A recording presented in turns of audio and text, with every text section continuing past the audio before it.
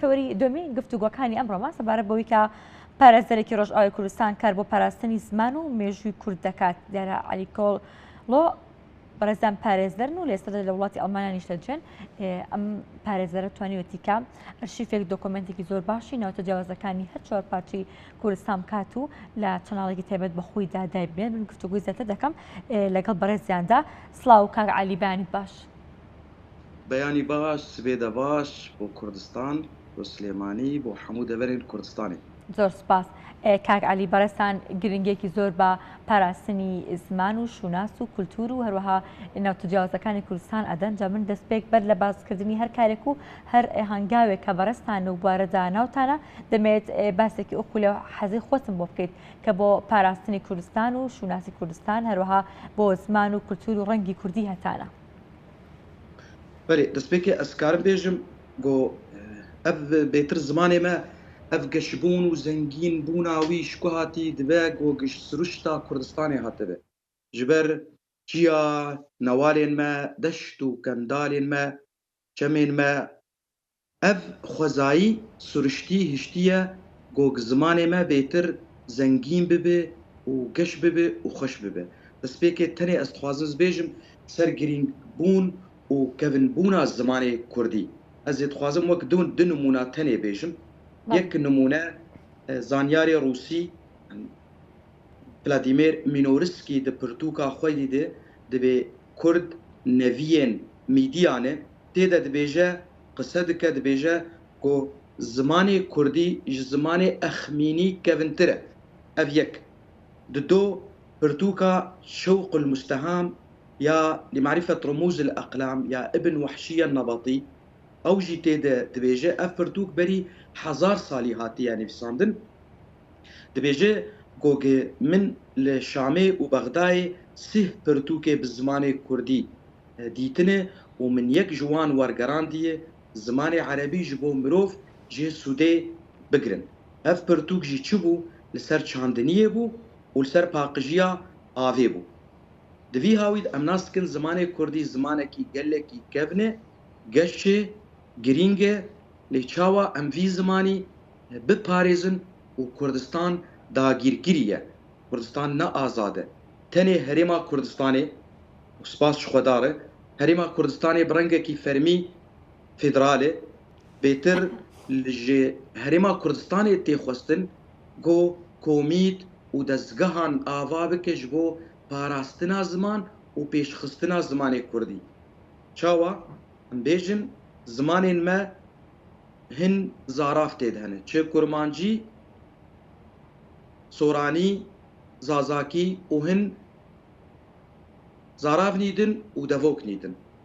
Gogê lê Başûrê Kurdistan dezgehek çê bibe fermî zimanekî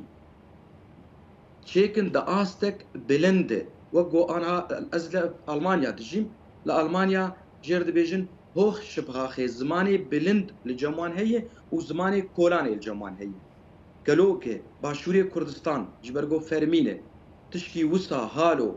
yani wilo çêkin wê gelekî Sûda wê li her çarperçê Kurdistanê çê bibe. Gog zaravê me wek xwe bimînin, Kurmancî bimîne, Soranî bimîne, Zazakî bimîne, zaravê din jî lê zimanek karin bêjin ji van zaravan hemû zimanekî me yî Kurdî bilind hebe ji bo dibistan û zanîngeha û çawa wilo zimanê me pêş keve. Ev li ser Herêma Kurdistanê got. Lê her çarperçeyê Kurdistanê û xelkê me yî diasporê jî bêjin li ser xaka Kurdistanê divê got Kurd tenê bi zimanê xwe biaxivin. Bila em zimana nas bikin baş e. Çi zimanî em fêr bibin, em zanibin baş e. Lê zimanê me girîngtir li cem me ji her zimanê din. Di malbatê de divê bi Kurdî bê axivandin. Li kolanê divê bi Kurdî bê axivandin. Li ser sosyal medya vêk em hewildana xwe bikin, muhawela xwe bikin, gog em bêtir bi Kurdî binivîsînin. Kurdî bi hev re bidin û bistînin. Li diasporê divêk milletê me ew jî xwedî li zimanê xwe derkevin. Diaspor ji derva welat ji ber got امتن تبيجو اوروبا لاوروبا بخوا زماني كردي نقد خي وجوجل ولاتي ما وسرخا كام زماني ما قد خدكرن دبيك كورد كوميتا تشيكن اف كوميت جوه بدن زماني كردي زاروكا فير بكن مالباتين كرد دبيك بخوازن جي دبستانان جو زاروكي وان فيري زماني كردي بن ويواني كردي بدن وان افسر دياسبوري وهيفيدكم جي دست هلادارين كرد جوجي چاراكي بكن دفي روشيدش بو باراستنا زماني كردي شبرغو هر دره قال قوتنين بياني دكافن ناف زمانين ما كرك ام زماني خو فقرين باقجيا وي رسن بله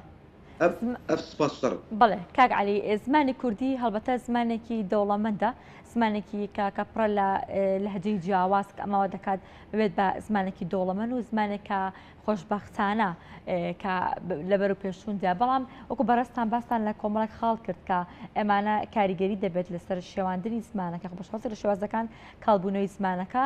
و بەردەوام ئەو هەوڵە ئەدرێت کە زمانی کوردی بتوانرێت ببێت بە زمانێکی ستاندارد یاخود ستانداردێک لە زمانی کوردیدا دروست بکرێت کە بتوانرێت هەر چوار پارچەی کوردستان وەکو یەک سوودی لێ وەربگرێت و یەک بەکار بهێنرێت. جا تۆ ئەمە چۆن دەبینیت؟ هەوڵەکان و بارەدا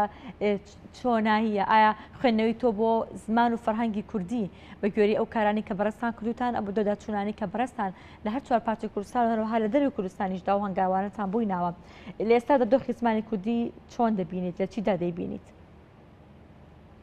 بري اجبر فيك قوام قلت له دزقها قلت شي ببي دزقها تبي دنقيتا كيم تيمه دنك كيم تيمه دنقي من قالت لي برز دكاك علي انا باش ولو كواك ولو باشي سعركم دوباره بكم ويان جو بيستي بكاك علي از نظام دنق هات متى قوكش بوق زمان ده زماني كردستان ده شي ببي حتى برشي كردستان بله بس ئەو مادەکە لەگەڵ ئەوەشدا لە ئێستادا بەڕێستان دۆخی زمانی کوردی لە چ حاڵەتێکدا دەیبینن؟ بله آن هات روشا زماني ما دفي روشا آن هذا نباشي هجر لباشوري كردستاني جبرجو فرميتد آخواندن لدورين كرديجي إيجو لروج آوای كردستاني إينا هاتن داگیر کرن أوجي روشا زمان كردي تي آخواندن وباشي ليل پرچنيدن مخابن تايبت لباكوري كردستاني روشا زماني كردي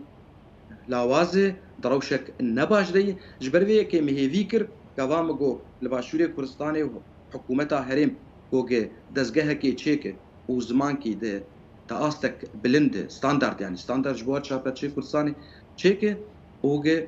بسپوران بخوازه كردي جير بين كارساز بسپور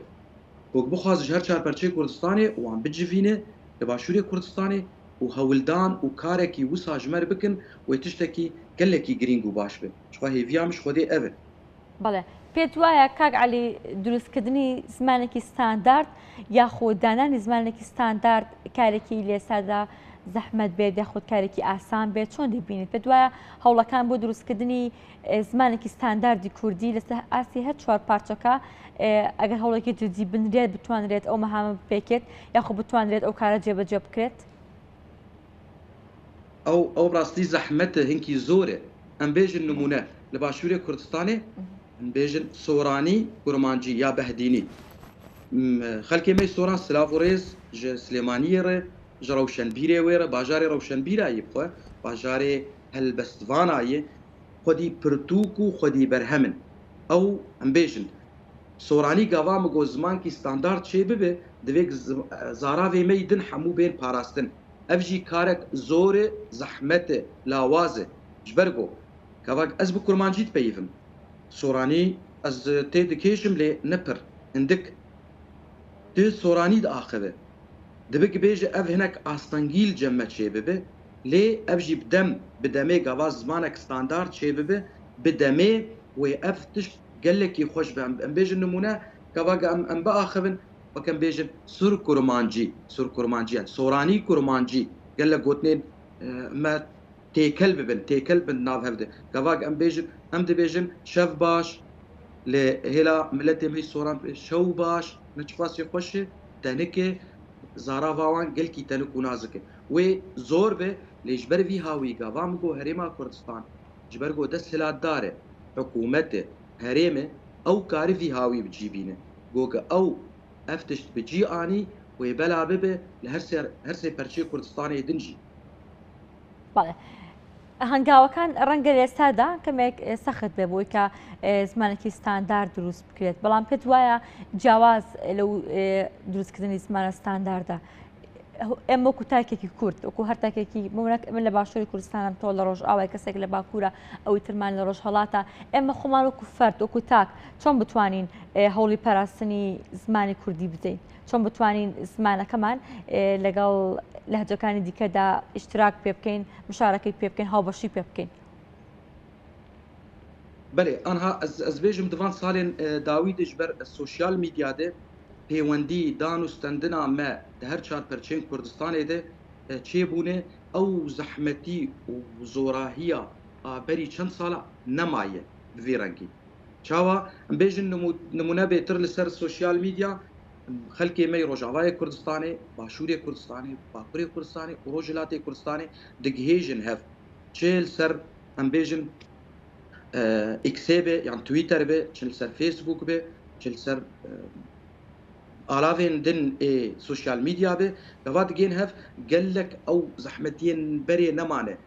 ام بيجن بري كمل يكي مي صوران جهداري كربا سري سدي بينجي شيس از تيك بيش تاما انها بيتربويه جبر سوشيال ميديا مقابل تافي كيليكي دزگهين ما سازيين ما فرمي كردي نتن الباشوري كردستاني تفرني دنجي او کاری گرین نکرنه گوکه زمانه کی ستاندارد جمره چیکن گوک ام دوی زمانی با آخرن بپیون تنی دبستان و زانینگها بله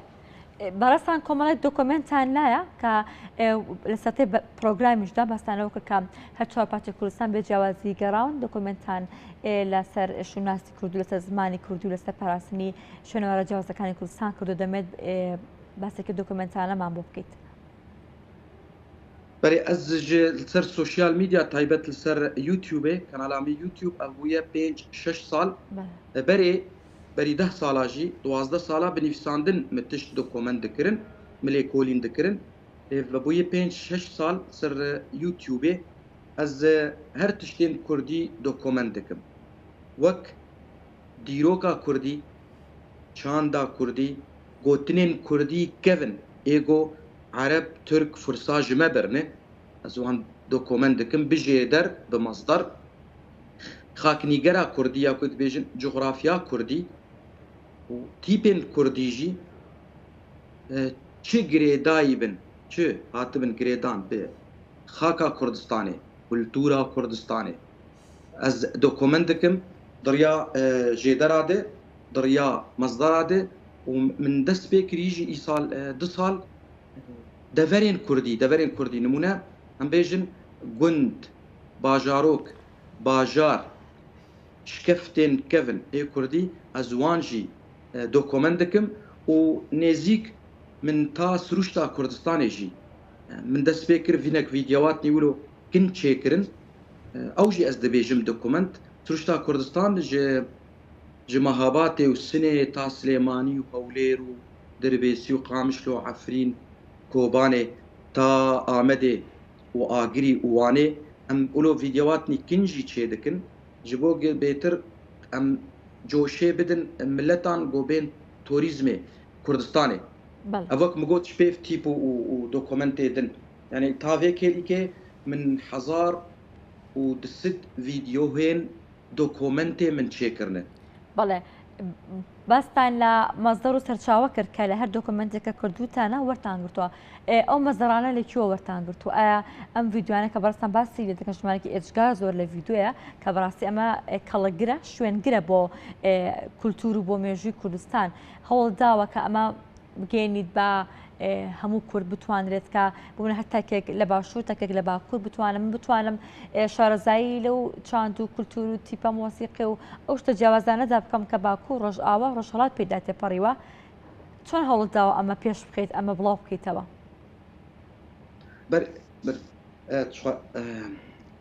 ez dixwazim nûnakê bêjim 2014 min pirtûka pendên کوردی وەشاندن دهندڕێ گوتنێن پێشیە گوتنێ کال ئیران حفدە ساڵادە من دابوون سەر هەفتوو من کاری بوو 3400 پندên کوردی بدانا سەر هەف ji 2 sala û îro 2014 de lê êlehê li Batmanê li Bakurê Kurdistanê min çap kir lê ji berî 2 sala de min mêvan anîn nimûna anaz mêvanê te me min jî li ser kanala xwe YouTube mêvan anîn ji her çar perçê Kurdistanê û min ji wan pirsî ev pendên got me danis ser hevdû gavake min ji wan dipirsî em bêjin min digot gelo ev pend li ba we heye li devera we heye digotin belê li devera me heye em dibêjin çi li Başûrê Kurdistanê Rojhilatî Kurdistan û Bakurê Kurdistan û Rojavayê Kurdistan yanî çanda me Kurdî çandek yekê ji ber got xaka me jî yek e millet jî yek xwîn jî yek e ziman jî yek e belkî hinek cudahî wê hebe ji ber dûrbûnê ji ber got dijmin nejd em bigên hevdû lê dîsa xem tune bi coşê bi ravaştinê em karin van sînora bişkînin. بەڵێ کاک عەلی وەکو دواپرسیار پەیامی تۆ چییە دەتەوێت تشتێکی دیکە هەبێت کە پێت خۆش بە لەم پرۆگرامە باسی لێوە بکەین من پرسیارم دەربارەی نەکرد بێت یاخۆ ئەتەوێت چیتر بڵێ سەبارەت بە هەموو ئەو دۆکۆمنت و کارانی کە لە ڕابردووری ئێستاشدا بە بەردەوامی دیکەیت بۆ پاراستنی شوناس و زمان و کولتوری کوردی. بەڵێ ئەز هێویدارم ji hemû Kurdên me dilsoz û bicoş گۆگە مقاتە دەرکەبن بخودی دەرکەبن لە زمانی خۆی کوردی تایبەت کەسێن کارساز ئێگۆ زانن یعنی گتوێ گت تشکی زانە بێت بدە ملەتێ خۆ ملەتێ تا گوداری بکە گوداری نەکە خەم نییە خەمتنە دەوێت تێ کار بکە و تدڕیا خۆدە بچە گوه زمانێک خۆی کوردی بدت زمانی خۆی کوردی بپارێزە